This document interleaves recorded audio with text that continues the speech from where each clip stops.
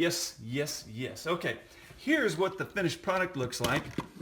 And this one, I left the fifth wheel plate on so you could see what one looks like, all stretched out, gorgeous and beautiful. And this one here, they're all three going to get grain beds on them. Not, actually, they're going to get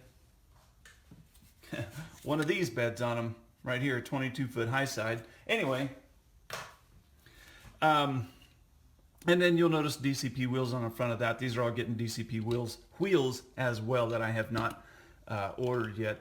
We're doing 5-spoke wheels on those, which is a little different. We're going for a little old school look. Is that not exciting? Okay. So on these Mack Pinnacles, I got a couple of things I learned on them that you need to know if you're going to stretch one out. One, they're cool. That's all I got to say. They're awesome to work on. They're underrated. That's all I have to say about that. They are pretty cool. The wheels are smaller in diameter than DCP. They're noticeably smaller in diameter, at least by a millimeter, if that's something you care about. Okay, now if you were doing it the good old-fashioned way, you could just cut this frame right here, but there's not a whole lot of frame to go back to when you either use your channel or your rectangular tubing. For this particular stretch job, I'm using rectangular tubing. Why? Because I'm putting a grain bed on it that will look, well, the framing and the hoist will look just like this, and it's got to fit in between. It's got to fit in between those rails, and I found it's more difficult to use channel with a grain bed than it is to use rec tube. So just FYI on that. That's why I'm doing what I'm doing. First thing I found to do is you want to take yourself an X-Acto knife and come in here underneath, and there's a piece of mushroom plastic right here. Let's cut that off, okay? You want to grab this in such a manner that you don't break off fenders, mirrors, etc. The nice thing about first gears, they do come with extra mirrors just in case, okay? Just putting that out there. That is really freaking handy.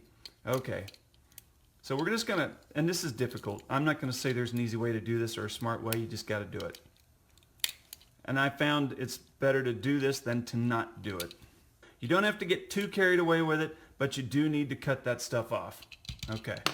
Next, we're going to come underneath here. There's a pin here and a pin here. That holds this apparatus on. Okay? You can't see it because it's all black, but it's there. This is a giant PIA to take off unless you kind of cut these off and then push them out. I've managed to break 2 of them so far. Genius, I know, but this one, we're going to try something smart. I have a 1/32 drill bit. We're just going to try and drill this out and hopefully not bust the thing apart as we take it apart. Okay, I buy these really tiny drill bits from toolstoday.com. I wish I got a nickel for every time I mention them, because I'd have a lot of nickels. Okay, now I'm going to try and lift this silly goose thing off without busting it, but we'll give it a go. So I've drilled that out. I'm going to try and push this sucker. So we're still trying to take off this thing without breaking it, because like I said, so far I'm hopefully going to be 1 for 3, and so far it's just not going well at all on this. Well, at least I'm under it. Okay, now you're saying, why do you have to do this in order to stretch the frame? I'm getting to that. Okay, now, oh man, I didn't bust it apart. Hallelujah. Okay, next. There's 2 screws on the bottom. This is really, really awesome. And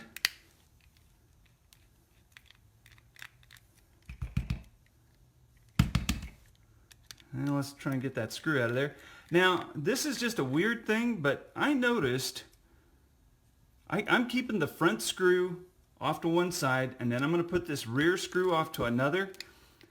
The first one I did, I mixed those screws up, and I fought and fought and fought to get those dumb things back in right, and I I mean, I can't really tell that they're different, but for some reason they behave different. So I kept the second one separate, and my day was awesome. Okay. Ta-da!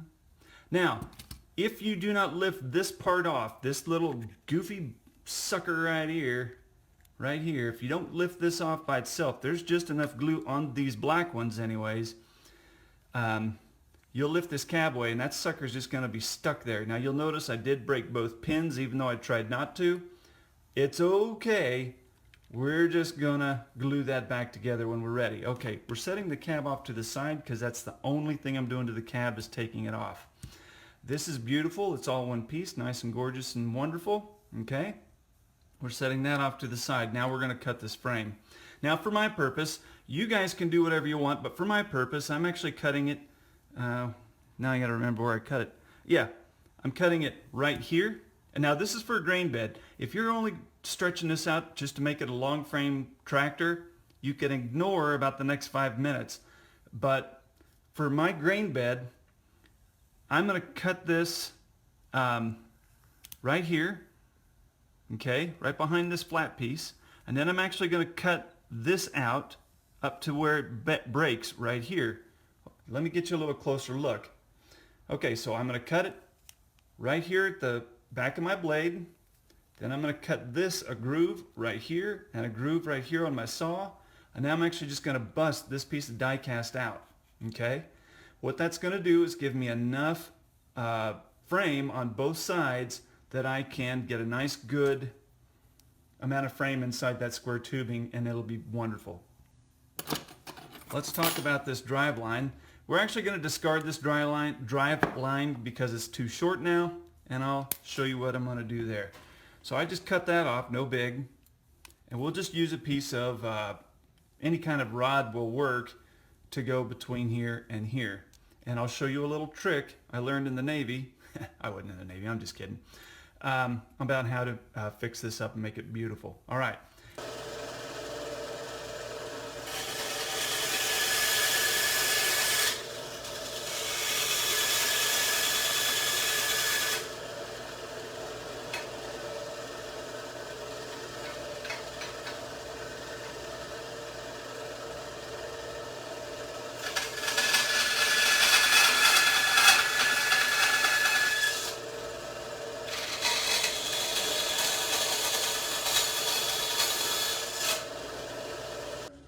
Okay, we're going to stretch this dude out in less than 10 minutes. How do you love that? Okay. You'll notice I made my little groove here with my band saw. It's nice and wonderful. Now we're just going to bust this piece right here off. Well, maybe we will. Yeah, look at that. Isn't that fun? Okay. Throwing that in the scrap bucket. Now you'll notice right here, look at that. Uh-oh, no walkie. No walk. It don't walk. This is not good. So we got to take our Dremel and just alter this frame just a little bit, okay? So here we go on that.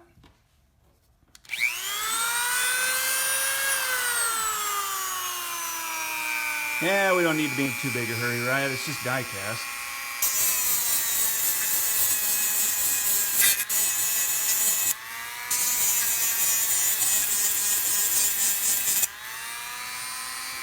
Now you'll need to, so we've made the frame just a little shorter here.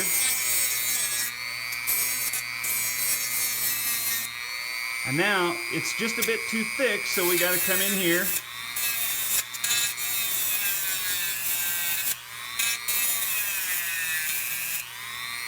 And make it just a bit narrower too.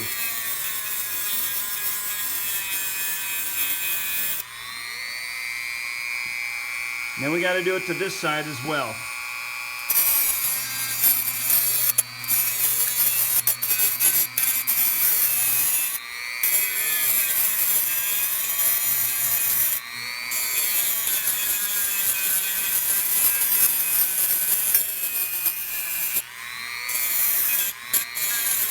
Somehow I shut off my comments and I can't see your comments at the moment.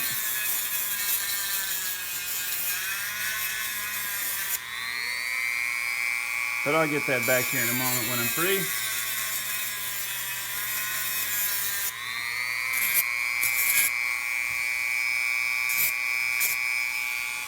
Now let's test fit and see if we did any good. Okay. Oh, that's handsome right there. Oh yeah, that's money. Yep. And okay, so we did the job right. It works. Hallelujah. Here we go then. We're ready to go back with this thing and put it back together. Seems kind of too fast, doesn't it? Oh, wait a minute. Almost forgot. While we're here, why don't we just make this beautiful? I mean, you're not going to see it.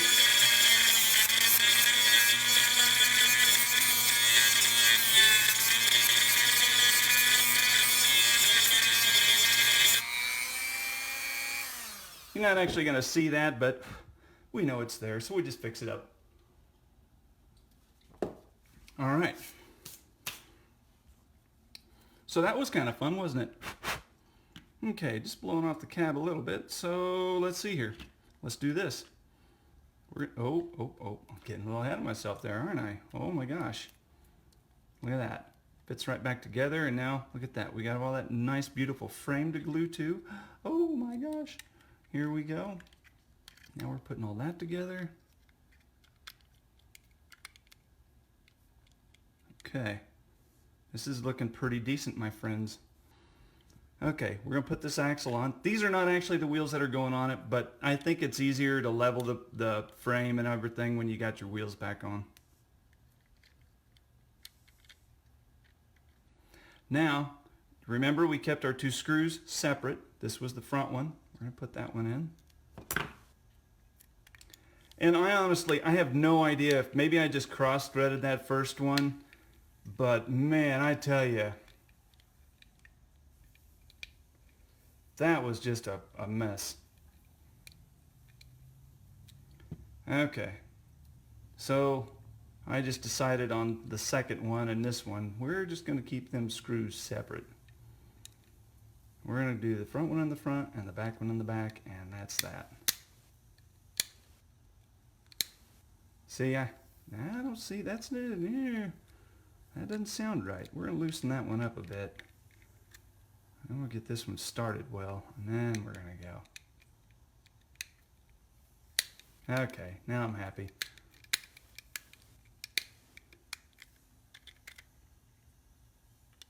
What did I just push? Something gave right there. I don't like that. Okay.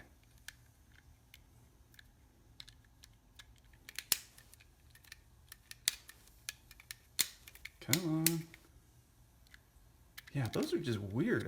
Yeah, those screws are weird. Okay.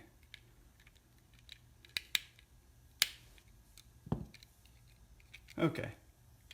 Ta-da! Already. There we go.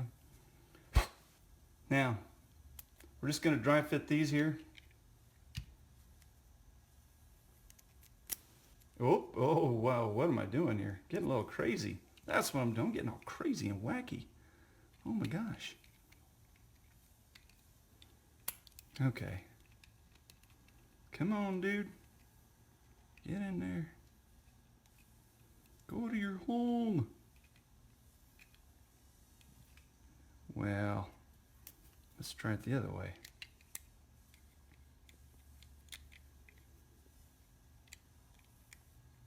This is my first go with, no it isn't.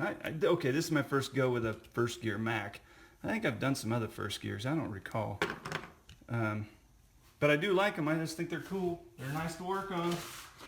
Now, if you were doing a grain truck like I am, you want this thing essentially, wow, I can't talk, 3.5 inches from basically the back of the exhaust to the end of the frame. And I think I actually have these just a wee bit too long. I don't like that. That's not gorgeous for me. So these two pieces of brass are not the same length, which isn't a big deal. Watch this. We can just fix this.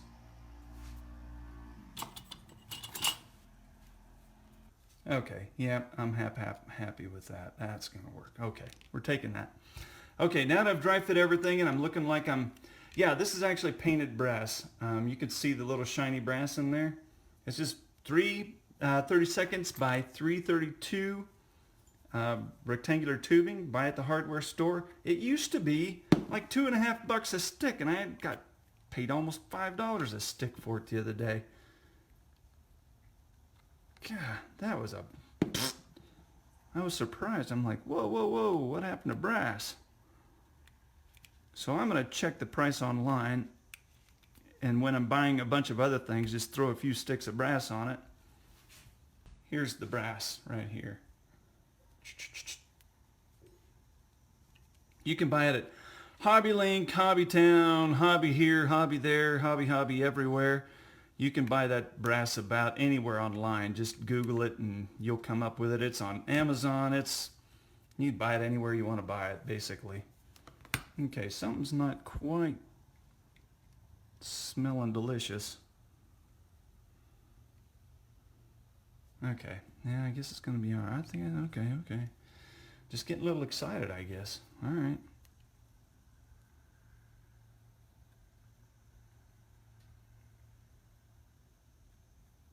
Okay, I'm just splashing a little bit of this stuff inside, so when I shove that die-cast in there, it'll be wonderful. Okay. Now, you can't see what I'm about to do, but I am kind of on my hands and knees at the moment, getting level at eye level, making sure that this truck is level from front to back, that there's no kinks or weird stuff. When you stretch these trucks out, it just happens that sometimes if things can just not line up right, and you just got to kind of get down at bird's eye level, you just right on top of it and say, "Are you straight, Mr. Truck?" And then if it is, you're happy and dance away, and if not, you take it apart and do it over. And it looks like that's going to be gorgeous right there, and I'm happy with that. So all we have to do is swap out some wheels, put a bed on this bad boy, and off we roll, baby. So here's what the truck looks like when it's ready for a grain bed. Okay.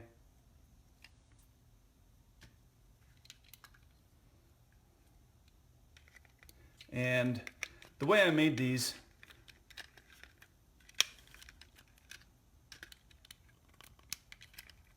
so you assemble your grain bed and then it just sets right there on your frame.